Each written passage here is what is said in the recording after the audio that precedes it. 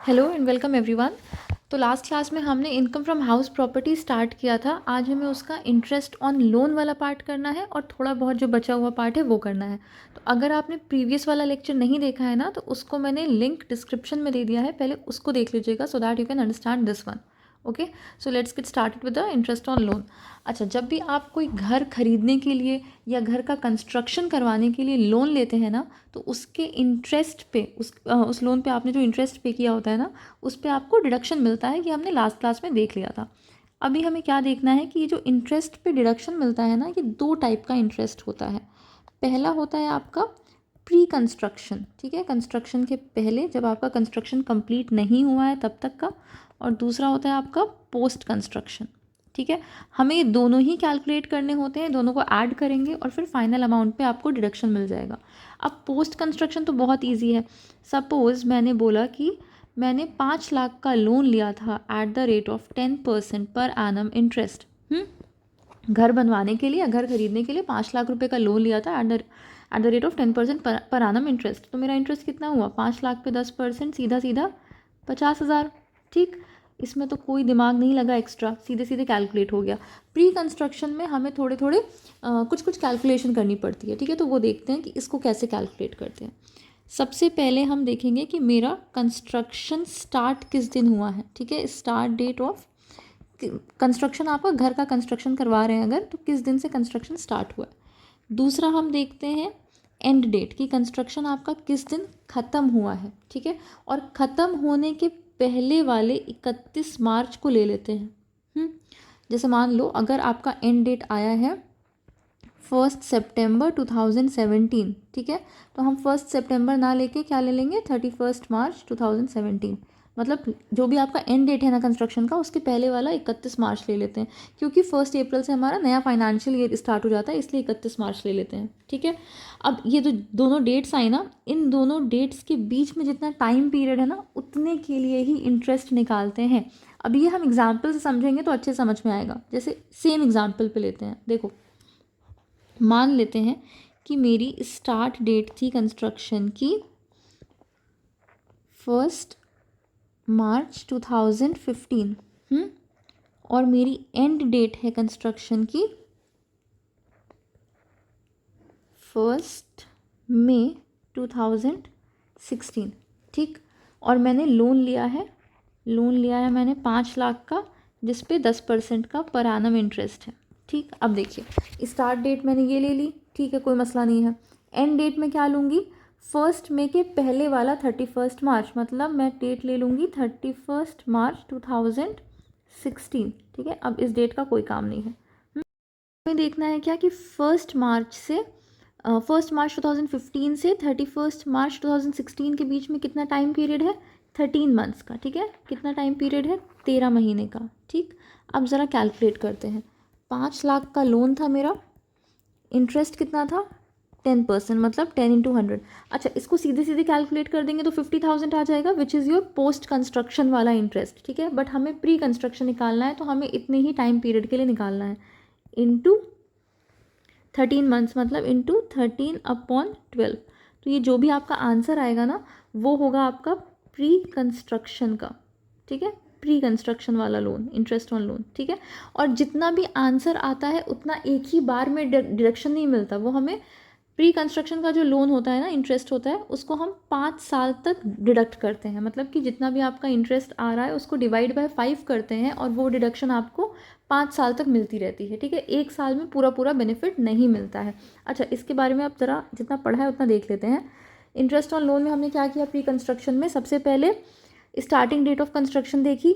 Second step में क्या करते हैं? 31 March before completion date of construction. अभी हमने ऊपर देखा था ना कि जो कंप्लीशन डेट होती है कंस्ट्रक्शन की, उसके पहले वाला 31 मार्च लेते हैं।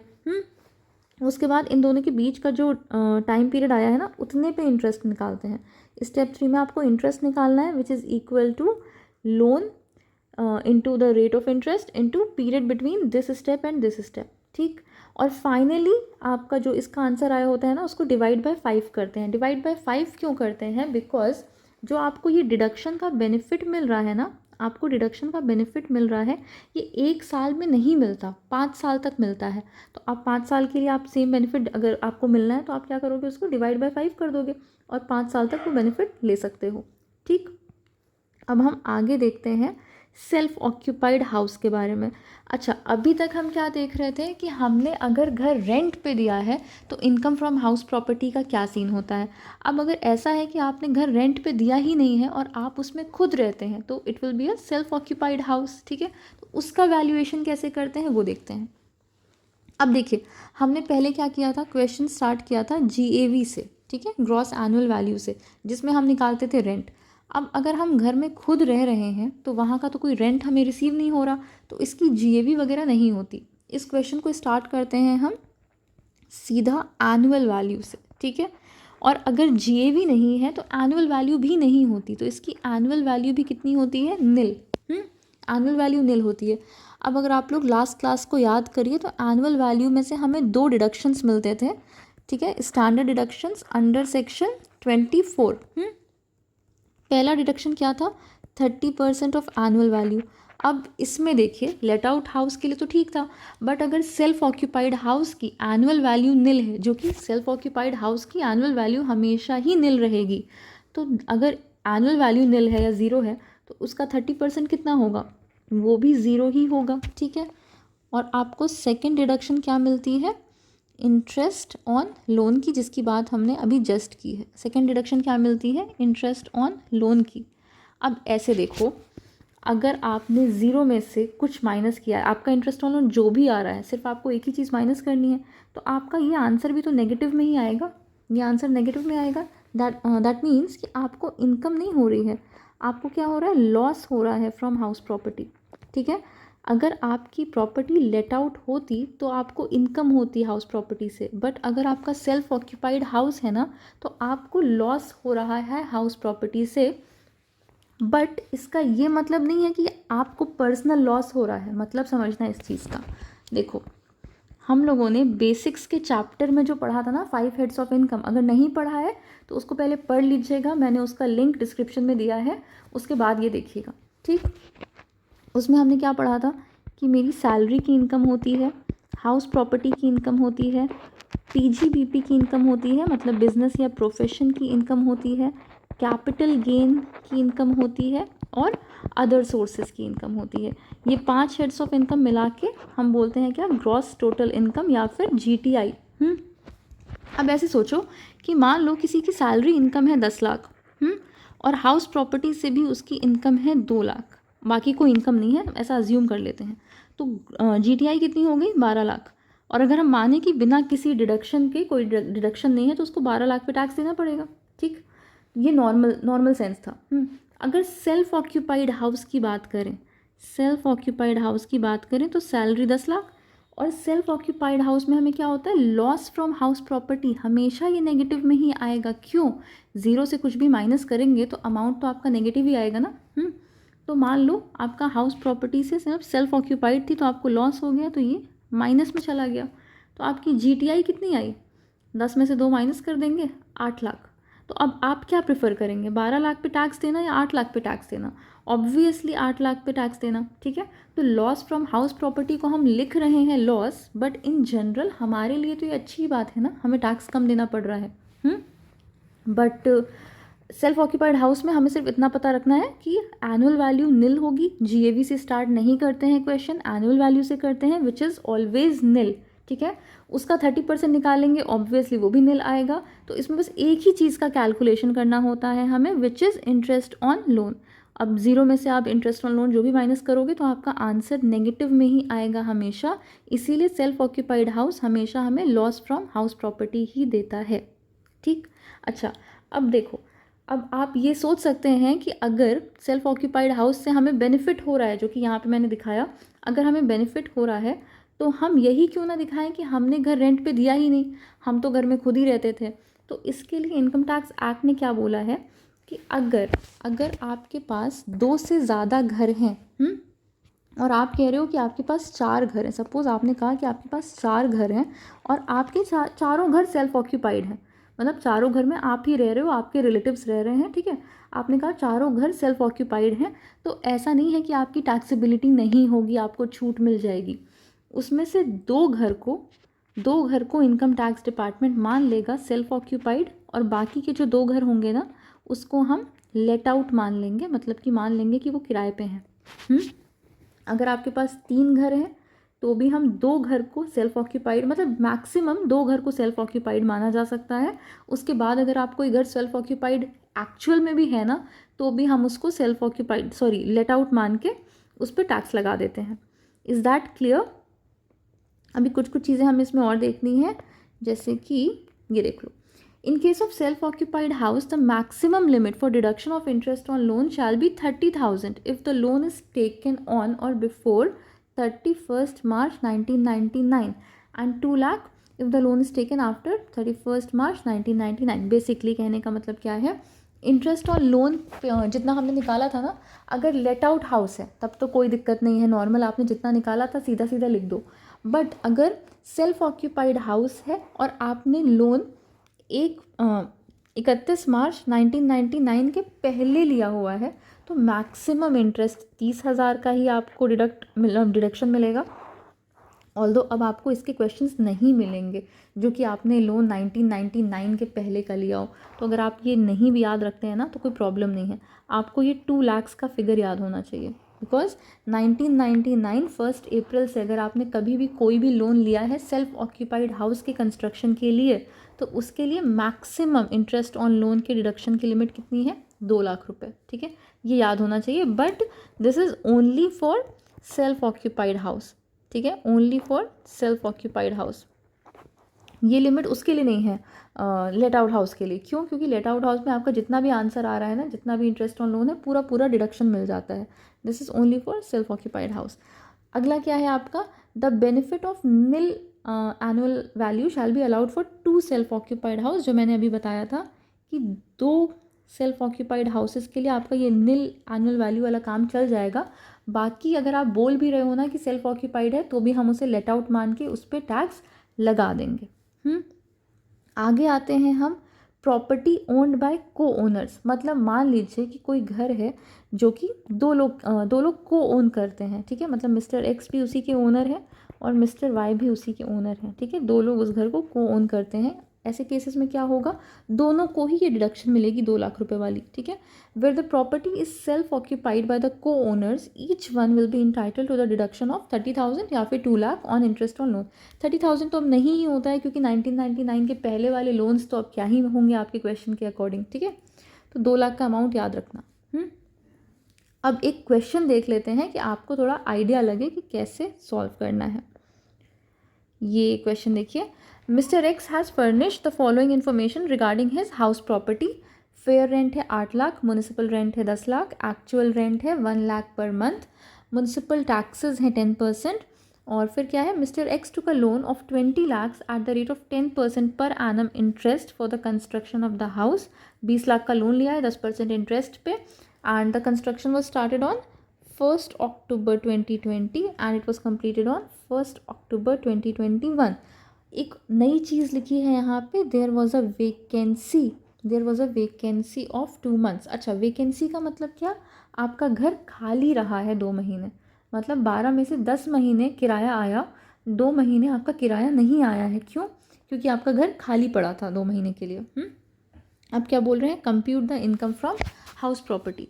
तो हमने लास्ट क्लास में जो फॉर्मेट पढ़ा था ना, वहीं से स्टार्ट करते हैं। सबसे पहले हमें क्या लिखना है, ग्रॉस एनुअल वैल्यू। अभी हम इसको कैलकुलेट करेंगे, ठीक है।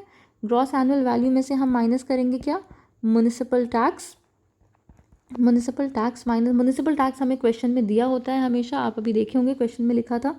इसको माइनस करने के बाद हमें कौन सी वैल्यू मिलती है, एनुअल वैल्यू, जिसमें से हम लेस करते हैं स्टैंडर्ड डिडक्शन अंडर सेक्शन 24। पहला डिडक्शन क्या है मेरा, 30% ऑफ एनुअल वैल्यू, जो ऊपर एनुअल वैल्यू निकाली है ना सीधे सीधे उसका 30%। और दूसरा डिडक्शन क्या है, इंटरेस्ट ऑन लोन। अच्छा, इंटरेस्ट ऑन लोन में भी अभी हमने पढ़ा था कि 2 टाइप के होते हैं ये, एक प्री और एक पोस्ट, ठीक है।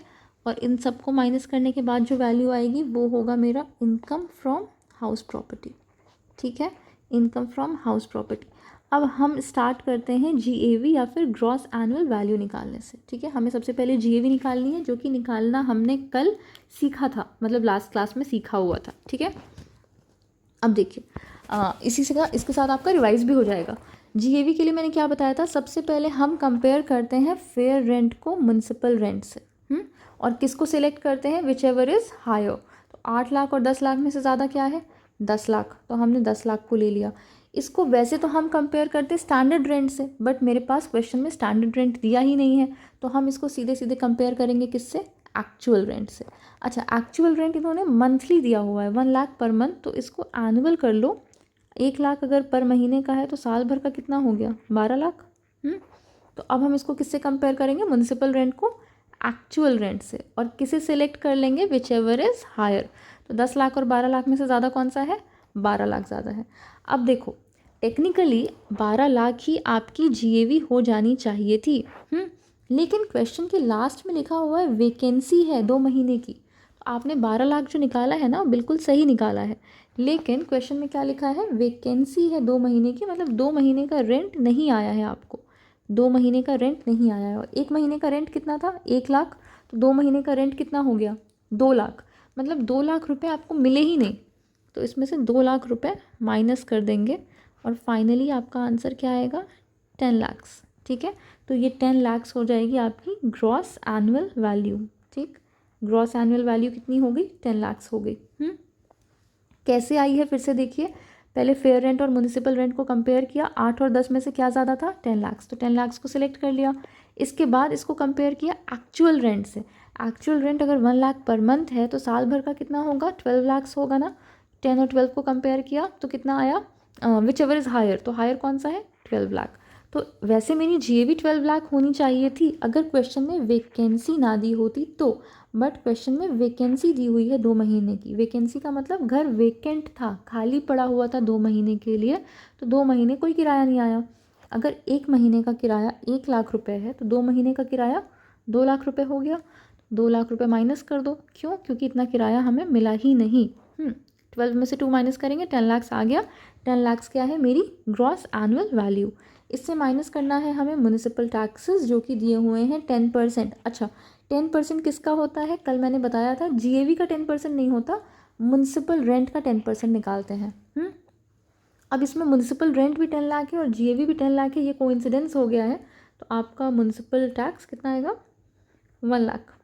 ठीक है, 10 लाख का 10% कितना, 1 लाख। 1 लाख माइनस करोगे ग्रॉस एनुअल वैल्यू, तो आपकी एनुअल वैल्यू कितनी आ गई, 9 लाख। ठीक, अब 9 लाख में से आपको स्टैंडर्ड डिडक्शन देना है कितना, सबसे पहला स्टैंडर्ड डिडक्शन क्या होता है, 30% ऑफ एनुअल वैल्यू। तो 30% कितना होगा 9 लाख का, 2,70,000। ठीक है, 2,70,000 इतना हो गया। नेक्स्ट हमें कैलकुलेट करना है इंटरेस्ट ऑन लोन, प्री और पोस्ट दोनों। ठीक है, अब देखो मिस्टर एक्स ने लोन लिया था 20 लाख रुपए का 10% इंटरेस्ट पर एनम पे। ठीक है, तो पोस्ट वाले में तो कुछ भी नहीं करना था, सीधे सीधे आपको क्या करना है, 20 लाख पे 10% का इंटरेस्ट निकाल लेना है, कितना आएगा, 2 लाख। तो पोस्ट तो डायरेक्टली लिख लीजिए 2 लाख, इसमें हमें कुछ भी नहीं करना है। ये 2 लाख कैसे आया है, 20 लाख पे 10% का इंटरेस्ट पर एनम, बस कुछ नहीं किया है। ठीक है, 2 लाख पे 10% का इंटरेस्ट लगाया है तो 2 लाख आ गया, सॉरी 20 लाख पे 10% का इंटरेस्ट लगाया है तो 2 लाख आ गया। प्री हम कैलकुलेट करते हैं, प्री कैसे कैलकुलेट करते हैं, 20 लाख्स पे 10% का इंटरेस्ट मतलब 10/100 इनटू, अब हमें मंथ्स कैलकुलेट करने हैं। अब मंथ्स देखिए क्या थे, स्टार्ट किया था कंस्ट्रक्शन 1 अक्टूबर 2020 को, 1 अक्टूबर 2020 को, और एंड कब किया है, 1 अक्टूबर 2021 को। 1 अक्टूबर 2021 को। तो हमें एंड वाली डेट में क्या करना था, इसके पहले वाला 31 मार्च लेना था, तो हम क्या ले लेंगे, 31 मार्च 2021। ठीक है, 1 अक्टूबर 2020 से लेके 31 मार्च 2021 के बीच में कितने मंथ्स आ रहे हैं, अक्टूबर, नवंबर, दिसंबर, जनवरी, फरवरी, मार्च, 3 इधर और 3 इधर, मतलब कि टोटल 6 मंथ्स आ रहे हैं। तो हमने जो ऊपर कैलकुलेशन किया था ना, 20 लाख इंटू 10/100 इंटू 6/12, 20 लाख का लोन था, 10% पर एनम का इंटरेस्ट था और इंटू 6/12, ये 6 कहाँ से आया, ये स्टार्ट डेट ऑफ कंस्ट्रक्शन और एंड डेट ऑफ कंस्ट्रक्शन के बीच का टाइम पीरियड है। Is that clear? अब आप इसको कैलकुलेट करोगे, ये आपका 2 लाख आया था, 2 लाख इंटू 6/12 आपका आ जाएगा कितना, 1 लाख। अब ये जो 1 लाख है ना, इसका पूरा पूरा डिडक्शन एक साथ नहीं मिलेगा। क्यों? हमने अभी ऊपर पढ़ा था कि जो प्री कंस्ट्रक्शन वाला इंटरेस्ट ऑन लोन होता है ना, उसका डिडक्शन हमें 5 साल तक मिलता रहता है। तो ये 5 साल तक अभी हमें 1 लाख का डिडक्शन मिलेगा। तो इसको क्या करेंगे, डिवाइड बाय 5, तो ये कितना आ जाएगा, 20,000। मतलब हमें 20,000 का डिडक्शन 5 साल तक मिलेगा। तो इस साल कितना मिलेगा, 20,000। तो यहाँ पे क्या लिख देंगे, 20,000। अब देखिए हमारे डिडक्शंस कितने हो गए, 2,70,000 का एनुअल वैल्यू का 30%, इंटरेस्ट ऑन लोन का 20,000 एंड 2 लाख। तो आप इन तीनों को माइनस करोगे तो आपकी इनकम फ्रॉम हाउस प्रॉपर्टी कितनी आ जाएगी, 4,10,000। ठीक है। So that was all about income from house property. अगर इतने पूरे में आपको कोई डाउट हो तो मुझे कमेंट करके बताइएगा। अगर लेक्चर पसंद आया हो then please subscribe to my channel and give my video a thumbs up. Thank you so much.